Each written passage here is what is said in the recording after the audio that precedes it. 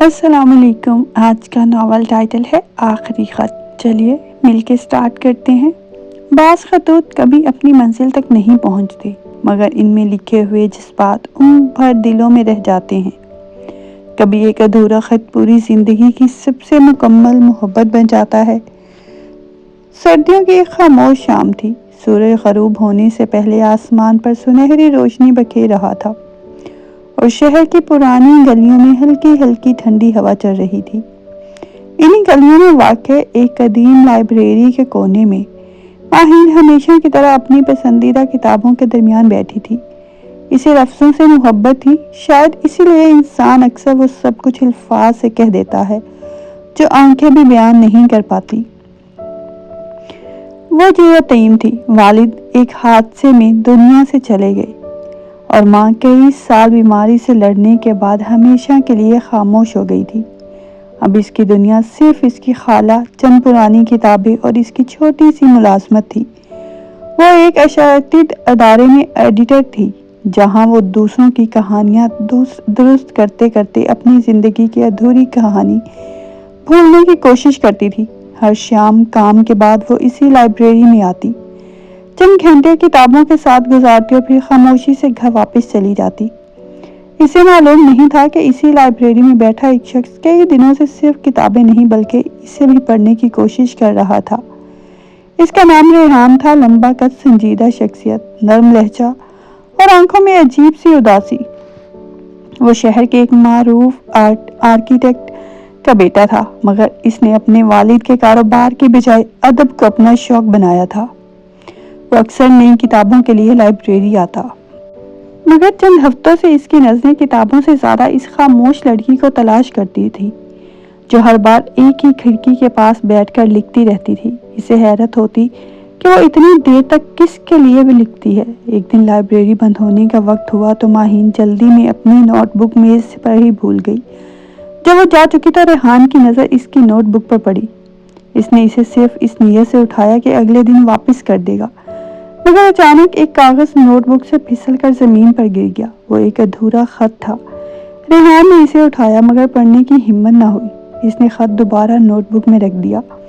اگلی شام جب ماہین گھبرائی ہوئی لائبریری پہنچی تو اس کی سانس میں سانس اس وقت آئی جب ریحان نے مسکراتے ہوئے نوٹ بک اس کی طرف بڑھا دی۔ شاید یہ آپ کی امانت ہے۔ ماہین نے حیرت سے اسے دیکھا، پھر بے اختیار بولی، آپ نے پڑھا تو نہیں؟ ریحان نے فوراً نفی میں سر ہلایا۔ کسی کے دل کے الفاظ بغیر اجازت پڑھنا بددیانتی ہوتی ہے۔ ماہین پہلی بار کسی اجنبی کے اس قدر خوبصورت اخلاق سے متاثر ہوئی۔ اس نے شکریہ ادا کیا اور جانے لگی تو ریحان نے ہلکی سی مسکراہٹ کے ساتھ کہا، اگر کبھی وہ خط مکمل ہو جائے تو امید ہے جس کے لیے لکھا گیا ہے اسے ضرور ملے۔ ماہین چند لمحے خاموش رہی، پھر دھیرے سے بولی، بعض خطوط صرف دل کا بوجھ ہلکا کرنے کے لیے لکھے جاتے ہیں، بھیجنے کے لیے نہیں۔ یہ جملہ ریحان کے دل میں کہیں اتر گیا۔ اس دن کے بعد ان کی ملاقات معمول بن گئی، کبھی کتابوں پر گفتگو تو کبھی کسی شاعر کے اشعار، کبھی خاموشی سے ایک ہی کھڑکی کے پاس بیٹھ کر بارش دیکھنا۔ عجیب بات یہ تھی کہ دونوں بہت کم بولتے تھے مگر پھر بھی ایک دوسرے کو سمجھنے لگے تھے۔ چند ماہ بعد اشاعتی ادارے میں ایک نئی کتاب کی تقریب منعقد ہوئی۔ ریحان بھی مہمانوں میں شامل تھا۔ تقریب کے بعد جب سب لوگ جا چکے تھے تو ماہین دفتر کی سیڑھیوں سے اترتے ہوئے اچانک پھسل گئی۔ ریحان نے فوراً آگے بڑھ کر اسے سنبھال لیا۔ چند لمحوں کے لیے دونوں ایک دوسرے کے بہت قریب تھے۔ ماہین نے پہلی بار محسوس کیا کہ ریحان کی آنکھوں میں صرف شرافت نہیں بلکہ ایک خاموش محبت بھی ہے۔ وہ جلدی سے الگ ہوئی اور نظریں جھکا لی۔ ریحان نے مسکرا کر کہا، لگتا ہے قسمت بار بار ہمیں ایک دوسرے سے ٹکرا رہی ہے۔ ماہین نے بھی ہلکی سی مسکراہٹ کے ساتھ جواب دیا، شاید یا پھر صرف اتفاق ہے۔ مگر دل جانتا تھا کہ یہ صرف اتفاق نہیں رہا۔ وقت کے ساتھ ریحان کی محبت گہری ہوتی گئی مگر وہ اظہار سے ڈرتا تھا۔ اسے معلوم تھا کہ ماہین نے زندگی میں بہت کچھ کھویا ہے۔ وہ اس پر کسی فیصلے کا بوجھ نہیں ڈالنا چاہتا تھا۔ اس نے سوچا کہ وہ اپنی محبت کا اظہار ایک خط کے ذریعے کرے کیونکہ وہ مانتا تھا کہ کچھ جذبات زبان سے زیادہ خوبصورتی سے کاغذ پر اتارے جاتے ہیں۔ کئی راتیں جا کر اس نے ایک خط لکھا، ہر لفظ دل سے نکلا تھا۔ اس نے آخر میں صرف ایک جملہ لکھا، اگر تم انکار بھی کر دو گی تو میں تمہاری عزت ہمیشہ اسی طرح کرتا رہوں گا، کیونکہ محبت کا مطلب صرف حاصل کرنا نہیں ہوتا۔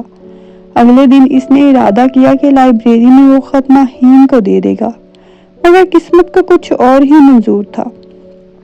اسی دوپہر ریحان کے والد کو شدید دل کا دورہ پڑا۔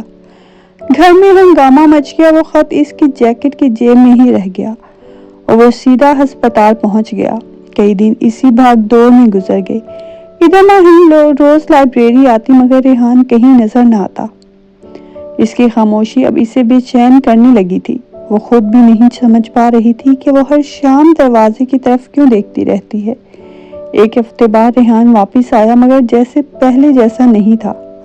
اس کے چہرے پر تھکن اور آنکھوں میں گہری اداسی تھی۔ اس نے کئی بار جیب میں رکھا ہوا خط نکالنے کی کوشش کی مگر ہر بار کوئی نہ کوئی رکاوٹ آ جاتی۔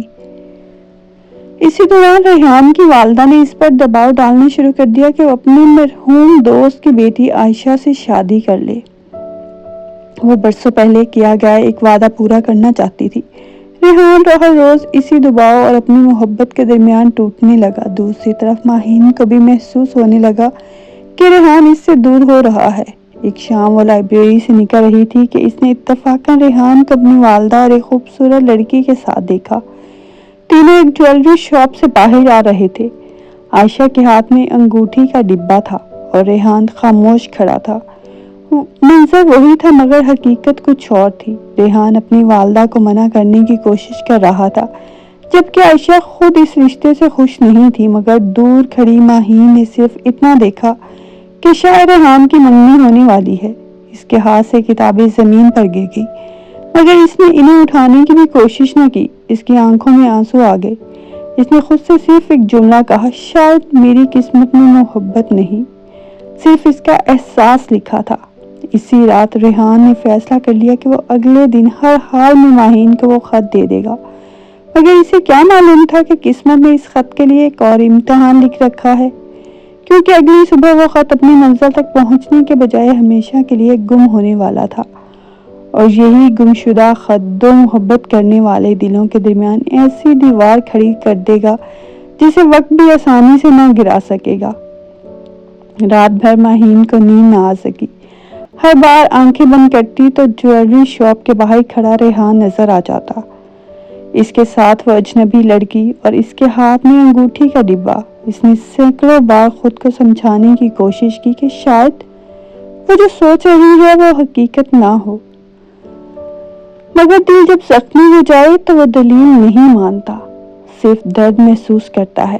صبح سورج نکلنے سے پہلے ہی وہ اٹھ گئی، چائے نماز بچھائی اور لمبی دیر تک سجدے میں روتی رہی، دعا مانگتے ہوئے۔ اس کی زبان پر صرف ایک ہی جملہ تھا، اے اللہ، اگر ریحان میری قسمت میں نہیں تو میرے دل سے اس کی محبت بھی نکال دے۔ مگر دعا کے بعد بھی جب اس نے اپنے دل کو ٹٹولا تو وہاں صرف ریحان ہی موجود تھا۔ دوسری طرف ریحان پوری رات اس خط کو بار بار پڑھتا رہا۔ ہر لفظ میں اس کی محبت تھی، ہر جملے میں اس کی امید۔ صبح اس نے فیصلہ کر لیا کہ آج ہر حال میں وہ ماہین کو سچ بتا دے گا۔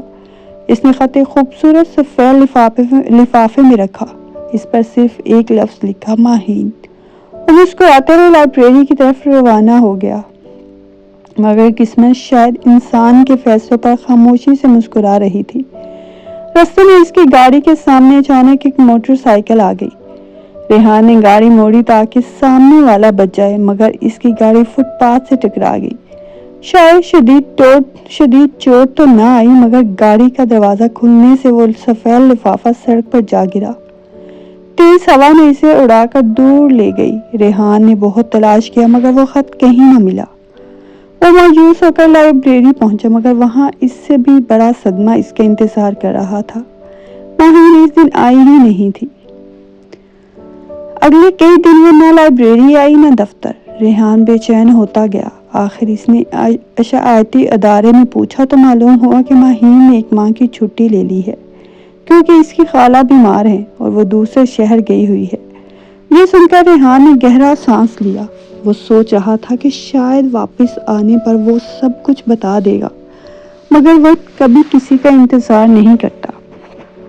دوسری طرف ماہین اپنی خالہ کے گھر تھی، مگر اس کا دل ہر وقت اسی شہر میں اٹکا رہتا تھا جہاں اس نے پہلی بار کسی کو خاموشی سے چاہا تھا۔ وہ روز اپنی ڈائری میں کچھ نہ کچھ لکھتی، مگر ہر صفحے کا اختتام ایک ہی نام پر ہوتا، ریحان۔ ایک رات اس نے اپنی ڈائری میں لکھا، کاش محبت بھی کتابوں کی طرح ہوتی، جہاں ادھورا صفحہ دوبارہ کھولا جا سکتا۔ وقت گزرتا گیا۔ ایک ماہ بعد جب وہ واپس آئی تو اس نے فیصلہ کر لیا کہ اب وہ ریحان سے صرف رسمی تعلق رکھے گی۔ وہ لائبریری پہنچی تو ریحان پہلے ہی موجود تھا۔ دونوں کی نظریں ملی، مگر پہلی بار ان میں وہ سکون نہیں تھا جو پہلے ہوا کرتا تھا۔ ریحان خوشی سے اس کی طرف بڑھا، مگر ماہین نے صرف سلام کیا اور خاموشی سے دوسری میز پر جا بیٹھی۔ ریحان اس کی بدلی ہوئی کیفیت کو سمجھ نہ سکا۔ شام کو اس نے ہمت کر کے پوچھ ہی لیا، ماہین کیا میں نے کوئی غلطی کی ہے؟ ماہین نے چند لمحے اسے دیکھا، پھر ہلکی سی مسکراہٹ کے ساتھ بولی، غلطی نہیں، آپ نے تو صرف اپنی زندگی کا فیصلہ کیا ہے۔ ریحان حیران رہ گیا، کون سا فیصلہ؟ ماہین نے نظریں جھکا لی، مبارک ہو آپ کی منگنی کے لیے۔ ریحان جیسے پتھر کا ہو گیا۔ چند لمحے بعد اس نے بے اختیار کہا، کس نے کہا تم سے؟ ماہین نے دھیرے سے جواب دیا، اپنی آنکھوں سے دیکھا تھا۔ ریحان سب کچھ فوراً سمجھ گیا۔ اس نے اسے سمجھانے کی کوشش کی کہ وہ منظر حقیقت نہیں تھا، مگر ماہین نے اس کی بات مکمل ہونے سے پہلے ہی کہا، کبھی وضاحتیں صرف دل کو مزید تکلیف دیتی ہیں، میں آپ کی خوشی میں رکاوٹ نہیں بننا چاہتی۔ یہ کہہ کر وہ چلی گئی۔ ریحان پہلی بار خود کو مکمل بے بس محسوس کر رہا تھا۔ اگر وہ خط گم نہ ہوتا تو شاید آج یہ سب نہ ہوتا۔ اسی شام عائشہ نے خود ریحان سے ملاقات کی۔ اس نے صاف الفاظ میں کہا، میں جانتی ہوں آپ کسی اور سے محبت کرتے ہیں اور میں بھی اس رشتے کے حق میں نہیں، میں کل ہی خالہ جان سے بات کر لوں گی۔ ریحان نے شکر گزار نظروں سے اس کی طرف دیکھا، مگر اس وقت تک بہت دیر ہو چکی تھی۔ ماہین نے دل ہی دل میں ریحان کو ہمیشہ کے لیے اپنی دعاؤں کے حوالے کر دیا۔ چند ہفتوں بعد اسے ایک بڑی اشاعتی کمپنی سے بیرون ملک ملازمت کی پیشکش ہوئی۔ یہ اس کا برسوں کا خواب تھا، مگر آج اسے محسوس ہو رہا تھا کہ خواب پورے ہونے کی خوشی بھی ادھوری ہو سکتی ہے۔ اس نے خاموشی سے وہ آفر قبول کر لی اور کسی کو بتائے بغیر جانے کی تیاری شروع کر دی۔ ادھر ریحان نے جب یہ خبر سنی تو اس کے قدموں تلے زمین نکل گئی۔ وہ سیدھا ماہین کے گھر پہنچا، مگر وہاں دروازے پر تالا لگا تھا۔ پڑوس میں رہنے والی ایک بزرگ خاتون نے بتایا، بیٹا وہ کل صبح ہمیشہ کے لیے جا رہی ہے۔ یہ سن کر ریحان کی سانس جیسے رک گئی۔ پوری رات وہ سو نہ سکا۔ اس نے گھر آ کر اپنی میز کی دراز کھولی۔ وہاں ایک خالی لفافہ رکھا تھا، بالکل ویسا ہی جیسا اس گمشدہ خط کا تھا۔ اس نے اسی رات دوبارہ ایک نیا خط لکھا۔ ہر لفظ کے ساتھ اس کی آنکھوں سے آنسو کاغذ پر گر رہے تھے۔ اگر یہ خط بھی تم تک نہ پہنچ سکا تو شاید میری محبت بھی ہمیشہ ادھوری رہ جائے گی، مگر قسمت ابھی اپنا آخری فیصلہ سنانے والی تھی، کیونکہ اگلی صبح ریحان جب وہ آخری خط لے کر ایئرپورٹ کی طرف روانہ ہو گیا تو اسے ایک ایسی حقیقت معلوم ہوئی جو نہ صرف اس کی بلکہ ماہین کی پوری زندگی بدل دے گی۔ صبح کا آسمان ہلکے بادلوں سے ڈھکا ہوا تھا۔ ریحان نے رات بھر ایک لمحہ بھی آنکھ نہ بند کی۔ اس کے سامنے میز پر رکھا سفید لفافہ بار بار اسے اپنی طرف متوجہ کر رہا تھا۔ اس لفافے میں صرف چند صفحات نہیں بلکہ اس کے دل کے وہ تمام جذبات قید تھے جو وہ برسوں سے ماہین سے کہنا چاہتا تھا۔ اس نے خط کو سینے سے لگایا، گہرا سانس لیا اور جلدی سے ایئرپورٹ کی طرف روانہ ہو گیا۔ رستہ بھر اس کے دل میں صرف ایک ہی دعا تھی کہ وہ وقت پر پہنچ جائے۔ دوسری طرف ماہین ایئرپورٹ کے انتظار گاہ میں خاموش بیٹھی تھی۔ اس کے ساتھ ہاتھ میں پاسپورٹ تھا، مگر نظریں بار بار داخلی دروازے کی طرف اٹھ جاتی تھی۔ وہ خود سے ناراض تھی کہ آخر کیوں اسے اب بھی کسی کے آنے کی امید تھی۔ اس نے دل کو سخت کرنے کی کوشش کی اور سوچا، اگر اسے میری پرواہ ہوتی تو وہ بہت دور پہلے آ جاتا۔ اعلان ہوا کہ پرواز میں سوار ہونے کا وقت قریب ہے۔ اسی لمحے ریحان ہامتا ہوا ایئرپورٹ کے اندر داخل ہوا، مگر سیکورٹی عملے نے اسے آگے جانے سے روک دیا۔ اس نے بے بسی سے کہا، صرف 2 منٹ، مگر صرف ایک شخص سے ملنا ہے۔ مگر قائد کے آگے اس کی کوئی بات نہ سنی گئی۔ اسی دوران اس کی نظر دور بیٹھی ماہین پر پڑی۔ وہ آواز دینا چاہتا تھا، مگر ارد گرد کے شور میں اس کی آواز اس تک نہ پہنچ سکی۔